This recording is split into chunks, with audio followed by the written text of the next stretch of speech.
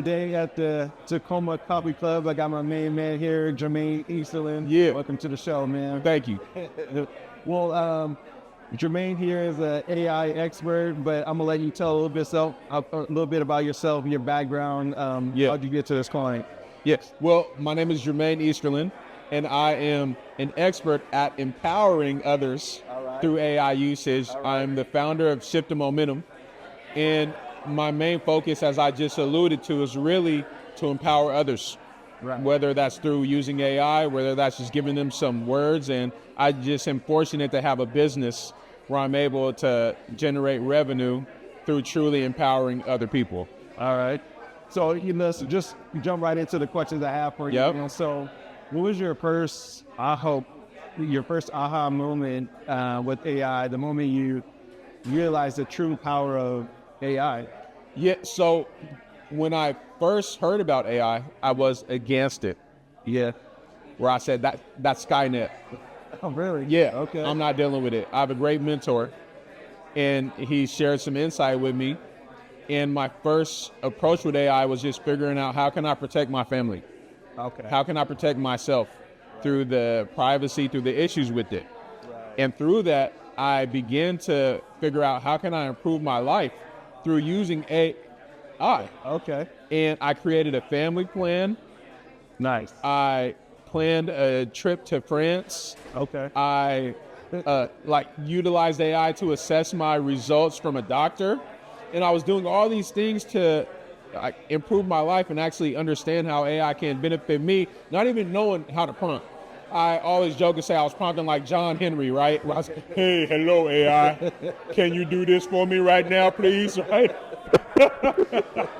Right. And when it really shifted for me was when I saw the impact that what I was able to produce and collaborate with using AI had on others, right? My mom was calling me multiple times for multiple things. I would utilize AI to assist me to get my thoughts out further and faster.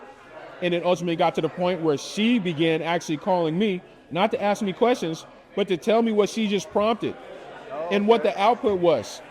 And that's when it really was like, boom.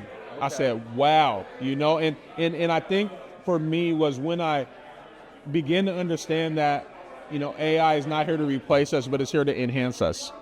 And once I really took that to the core and got rid of the fear around AI, it really allowed me to embrace it and know that there's so much more to this.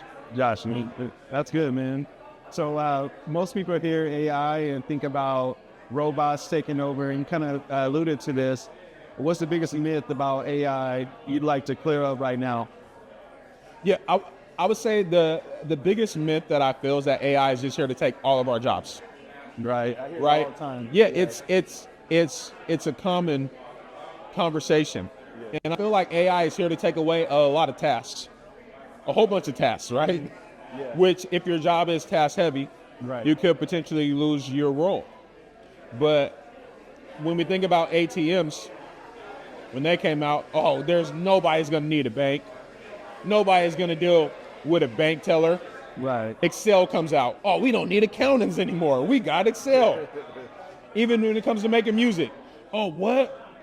The beat machine just came out? Nobody's going to ever have to drum ever again, right? But in every time, right, it didn't completely replace the individuals that were in those roles, right? It actually made them elevate and enhance, and in some cases made people that had those skill sets even more valuable, right? So I would say for me, the biggest myth is people feeling like AI is gonna take their job, because that's not true. It's someone such as myself that knows how to use AI extremely well and add it to every process that I do that is gonna get your job. It's not just going to be the AI by itself. It's going to be somebody with that skill, utilizing AI, right? And that's and let me just add though, there are some task-heavy jobs and roles that will get replaced. What do you think those jobs are? Yeah, what do I think those jobs are? Say somebody works in fast food. Yeah. Right, they work at McDonald's. Yeah. And they get an AI system that's making 100 burgers a minute. Gotcha.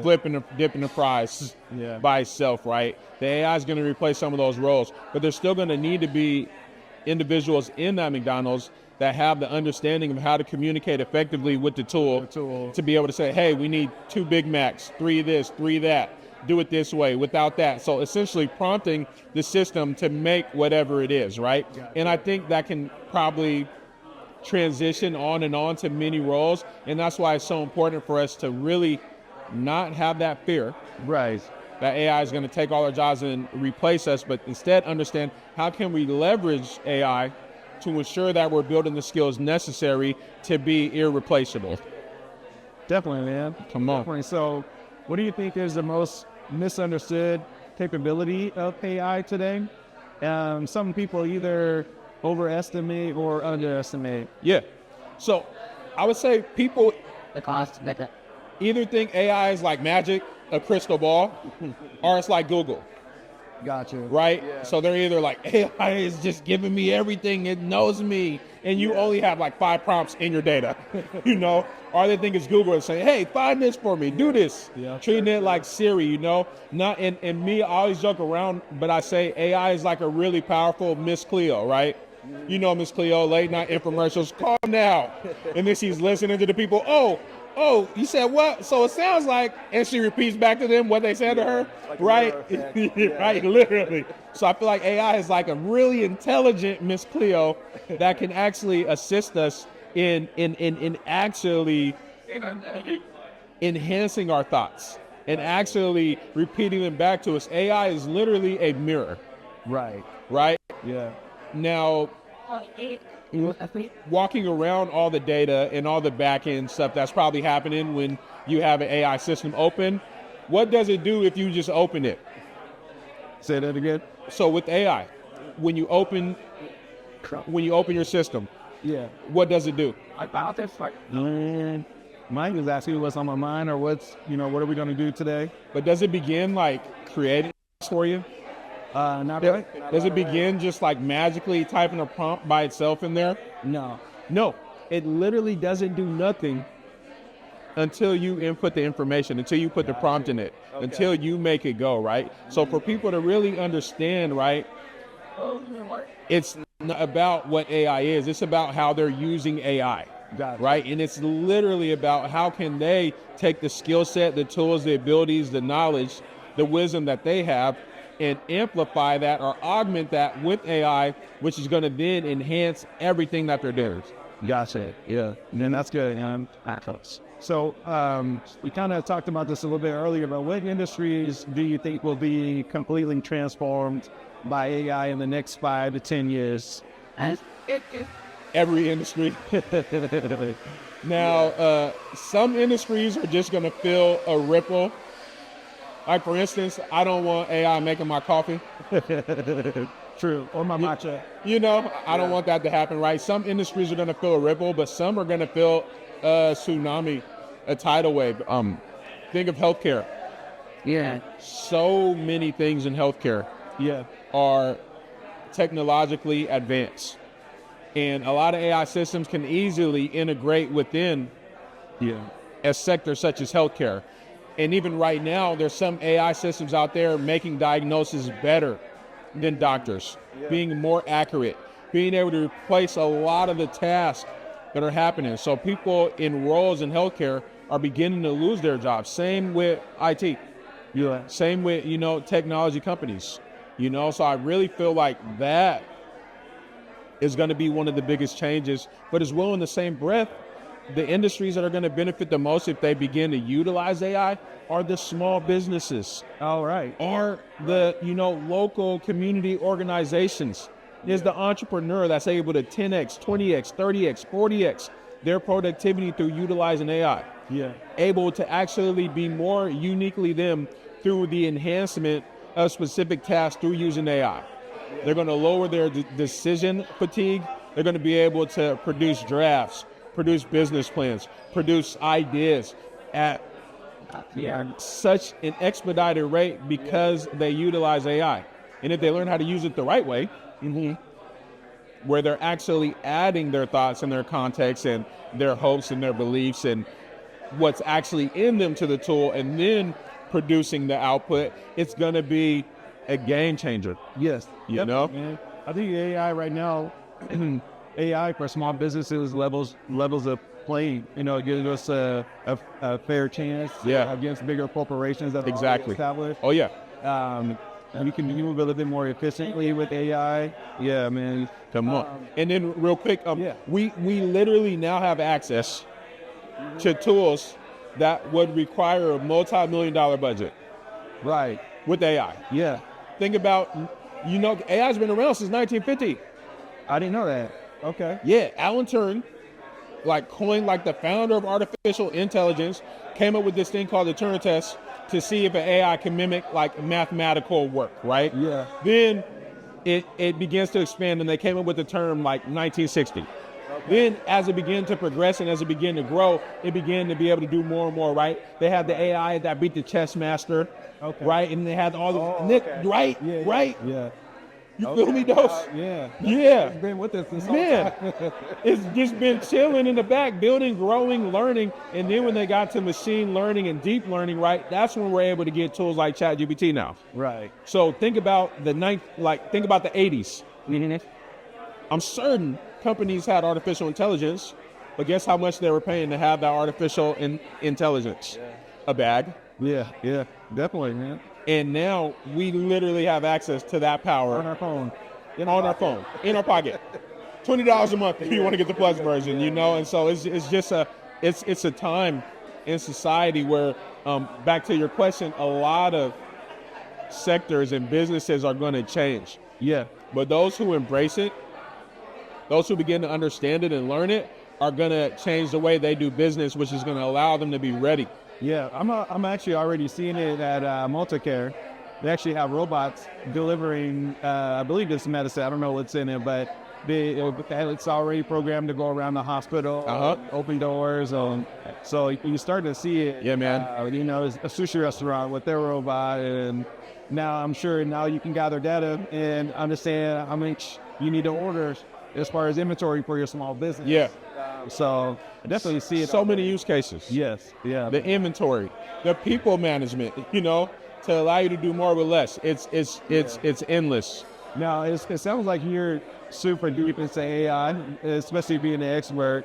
What scares you a bit about AI? I guess whether it's like a use to that for small businesses or personal use, or the use over, what kind of scares you? Yeah, so the answer that first came into my mind are all the AI movies that I watched, right? I've been studying iRobot, Person of Interest, Smart House, right? Disney, old school, right? So AI doing that is what scares me.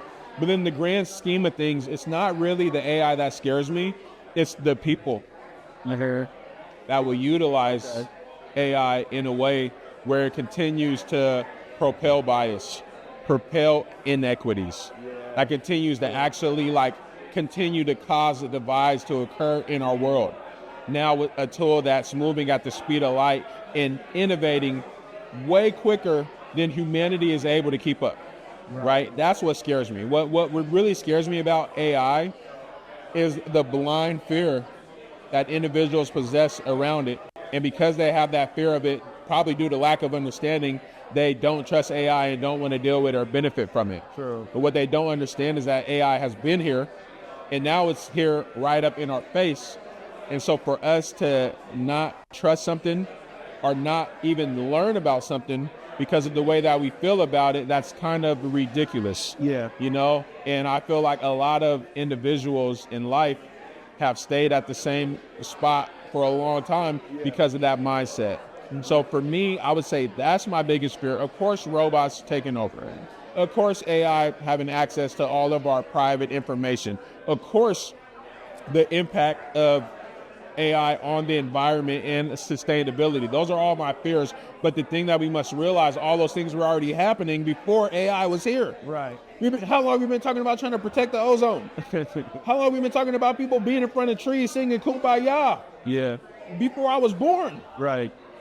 And so now because this tool AI that could replace you, if you let it replace you, is here, it's a problem now, and you're ready to die on that sword? No. No. And as well, the powers that be are not going to allow us Right. to not use AI. Yeah. Like, the wealthiest companies in the world now are AI companies. Everything is, You know? AI is kind of built into all the apps now. It's built into a lot of different systems now. So you have to be able to use it and be able to prompt it right and also protect yourself. It sounds Safety is one of the most critical issues. There's been things that have happened to individuals who've taken their life due to something the AI said, right? Especially if they're not using it the right way, the harm is substantial. And I think people just need to really think about, to avoid the fear, to avoid what scares is the people in power. How are they using AI? Yep. Are they using it to just actually fill their cup, pour into them? Are they using AI to actually uplift and support people? Right. I'm part of a nonprofit. It's the AI Institute for Life Improvement. Okay. And we really focus on using AI for good. How do we empower people to use AI responsibly? How do we ensure that we're lifting up individuals and not allowing digital divides to widen, to deepen? Because that's how we're going to remove the fear, and that's like what really scares me with AI isn't the AI. Yeah. Because like I said, if I open up an AI screen and I don't type nothing, it's not going to do nothing. Right.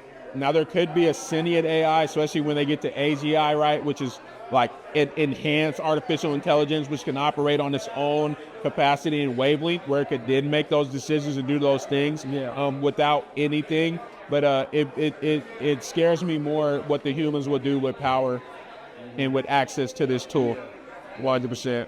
So, all right. If someone was listening to us right now and actually wanted to start using AI, where should they begin? Yeah. What's kind of practical?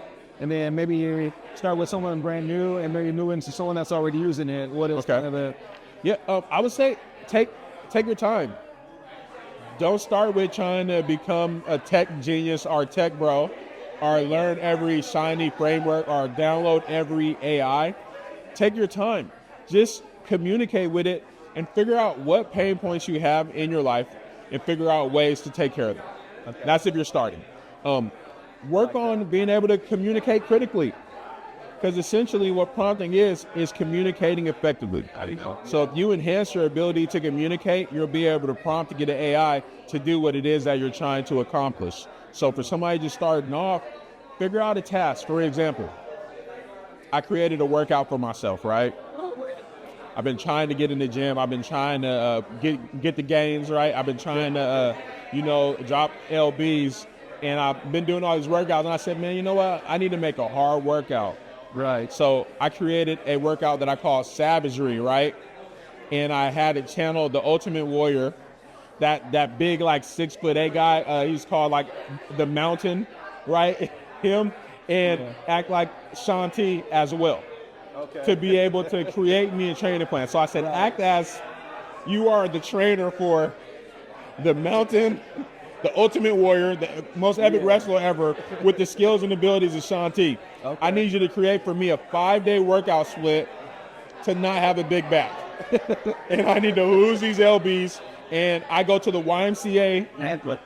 I need you to utilize the equipment that's in that space. Right. And I want this to be easily achievable and accessible in a way that I can execute. I also want to make sure you hit my arms hard so I can have the guns. You feel me? So I can get the gains, right? And I just prompted that clear. And guess what? Within less than a minute. A minute. Yeah. And this workout's been one of the hardest workouts I've ever done. Oh, wow. I go to the gym, leave full sweat, and I'm only hitting weights. I'm not even doing cardio at that moment. And that's just an easy win right there.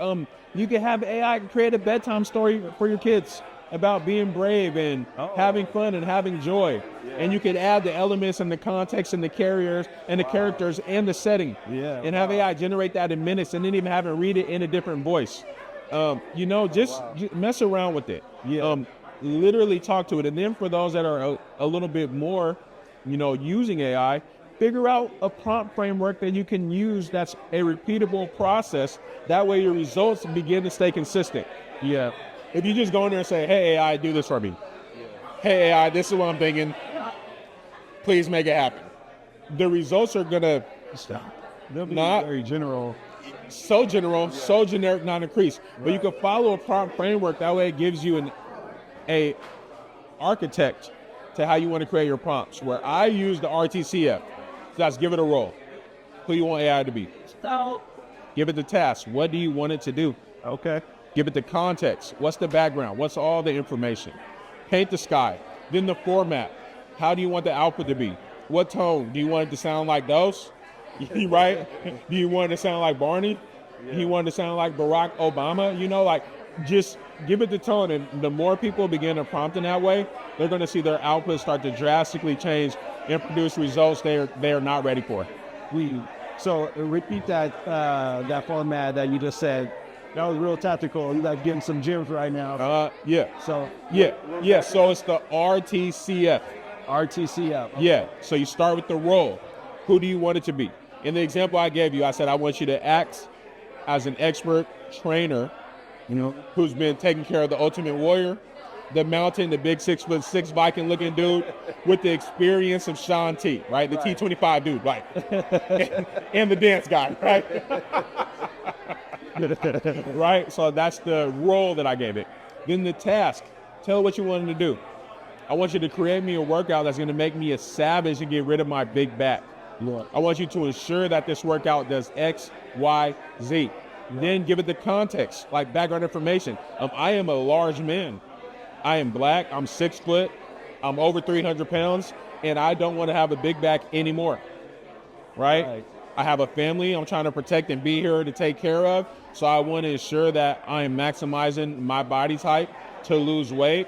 Not too concerned about the muscle, but I also don't like cardio. Okay. So, right? And then I give it the format. How do I want it to be? Give it this to me in a 5-day split, right? For people that work out know what that is. Yeah. Where I'm doing upper body, some cardio, legs, right? And then as well, ensure it's easy for me to understand the exercises so I can execute in it, right? Yeah. And it's giving them that framework right there. That's nice. I don't have to prompt a lot of times, unless it's something that's really complex, right? Then I might have to prompt it a little bit more, which is called iteration, So, Okay. Mm-hmm.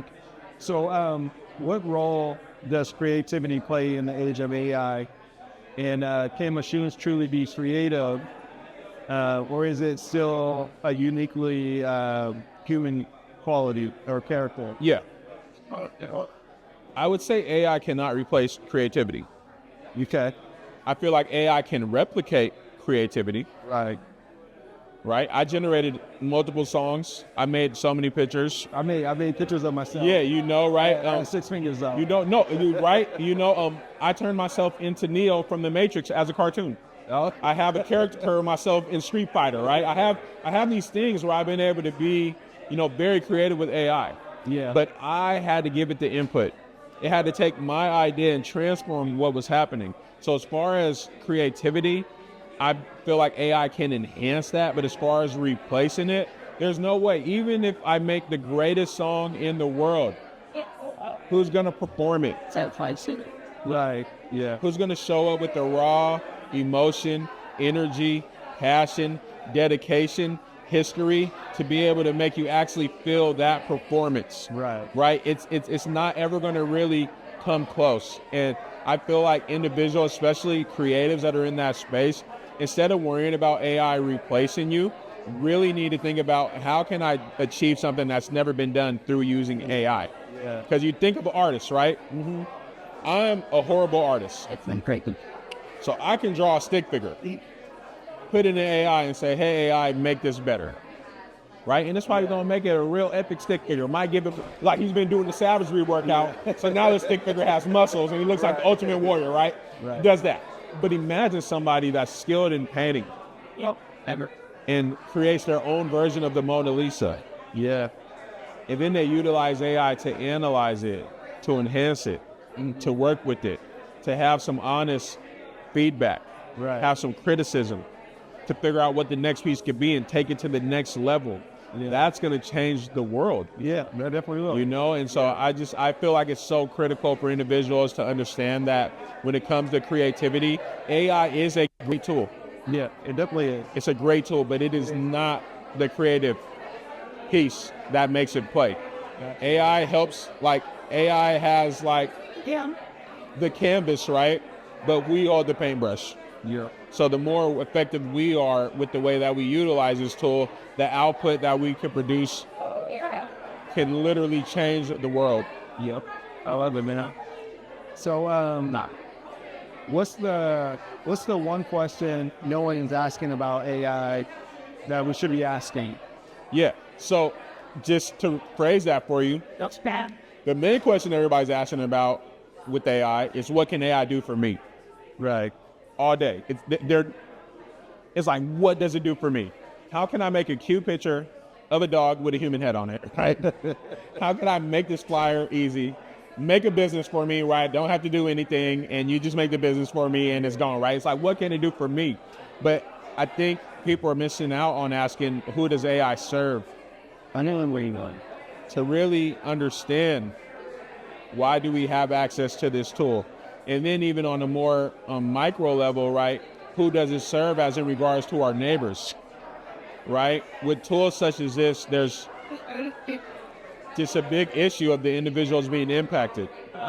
There might be somebody in a rural part of, Pierce County that hasn't even ever had a computer, right? And they're missing out on utilizing this tool where they could probably use it to figure out, how do I make this part of my community more sustainable? How do I actually make my tractor work? I'm so whack. Right. How do I actually do this and learn, right? I feel like, that's the question. Who does it serve? Or who can it serve? Because when we begin to ask that question, we're beginning to actually care about humanity. And that's the thing that I think is so important. A lot of people are trying to feel like it's human versus AI, but it's not. Yeah. We already lost that battle. Yep. Like, AI is winning. Yeah. So one, that's why I always teach about human in the loop. And I make sure people know about AI for good and responsible AI, where human in the loop is essentially, we can have all these AI processes, but there should be a human there reviewing and approving.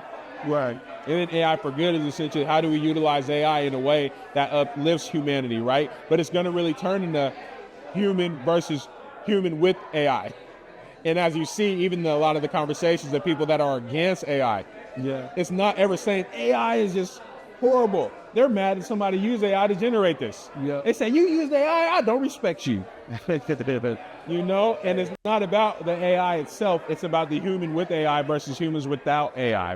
And that could be another scheme to devise us, my brother. Right? Well, hey, Jermane, hey, you dropped some nuggets, man. Yeah. Jim was on us today with that format, some tactics. Also, man, I love your insight on everything AI. You're truly an expert in the field, man. So how can organizations or small businesses get a hold of you? Yeah, so it's real simple. Instagram, Shift the Momentum. I try to be on TikTok, but I'm not on there that much. Facebook, just my name, Jermane Easterlin, without the I. And really just getting in touch with me is one thing, but I just want people to overcome those. I want people to get on the train, to not be afraid of this tool, to take the time to understand it before they make their choices. If not to use it, just to understand it. We got to know, even like our elderly can get taken advantage of by somebody using an AI voice clone of you to be able to call them to do it. And if somebody isn't even in the loop or understanding that AI can do that, they're doing themselves a disservice. Right. And then thinking about our babies in the future, guess what type of world they're going to be in? They're born into a world where AI use is normal. I call it the TikTok generation. They come out 2 years old doing all the TikTok dances, right? Posting their videos to social media, doing all these things. 2, 3 years old. Where in our day, that's not even heard of, bro. I didn't get my first cell phone until I was 18. And so just to understand, like, my main priority is ensuring we're empowering the future and the right now. Because AI isn't coming, it's here, right? And if we keep telling the story that AI is coming, and AI is trying to take all our jobs, and AI is trying to do all this, instead of figuring out how we can leverage this tool that's in our face, how we can empower the individuals that we're connected with to become some of the greatest minds in history, through now having access to historically withheld information that especially individuals from our community didn't know. Right. Imagine if I had an AI tutor to help me when I was going to Bellarmine. Yep. Instead of me struggling my first year getting all D's, So I know. being a hilltop baby trying to figure it out, I could have maybe had AI, hey man, I need you to act like a thug tutor because I'm not getting the teachers at Bellarmine. Can you really like break it down for me? Yeah. So I can learn and understand it? It's just so many possibilities. And there's just so much we could do. So I want people to reach out to me, of course. Like I said, Shift the Momentum, Jermane Easterlin without the I. You know, Easter, L-I-N, like the holiday. But my main focus, if people just are listening to this or watching this, that they get on the train. If they begin to learn about it, that they don't have to use it, but just learn about it. Like understand what they're against, or if they're using it, make sure they're using it the right way, not to replace their thinking, but to amplify their thinking. Right. Instead of asking AI, what can you do for me? Ask AI, how can you teach me this? Love it. That way you can begin to learn and grow and shift. Right.